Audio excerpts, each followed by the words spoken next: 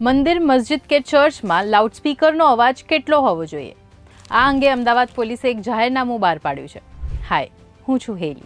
Ahmedabad police કમિશનરે noise પોલ્યુશનને કંટ્રોલમાં લાવવા માટે થઈને આ નવા નિયમ લાગુ કર્યા છે.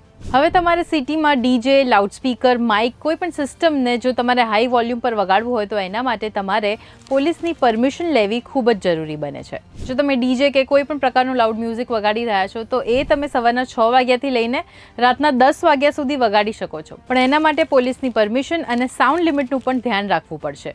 અને બીજી એક ખાસ વાત, હોસ્પિટલ, સ્કૂલ અને કોર્ટની આસપાસનો જે 100 મીટરનો એરિયા હોય એ સાયલન્ટ ઝોન ડિક્લેર કરવામાં આવ્યો છે. એટલે એની આજુબાજુ તમે 100 મીટરના એરિયામાં લાઉડસ્પીકર પણ ન રાખી શકો. રિલિજિયસ પ્લેસીસ માટે પણ રૂલ છે. મંદિર, મસ્જિદ કે ચર્ચમાં જ્યારે કોઈ લાઉડસ્પીકરનો અથવા તો માઇકનો ઉપયોગ થતો હોય તો એનો જે અવાજ છે એના કમ્પાઉન્ડમાં જ સંભળાય એ રીતનો જ રાખવાનો રહેશે. આજુબાજુની પબ્લિકને એ અવાજથી ડિસ્ટર્બન્સ ના થવું જોઈએ.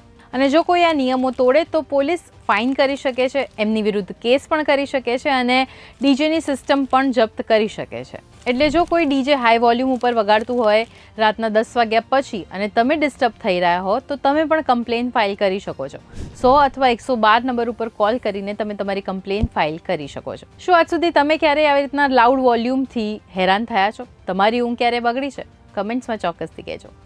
અને આવા જ ઇન્ફોર્મેટિવ ન્યૂઝ માટે ગુજરાત સમાચારના પેજને ફોલો કરી લેજો.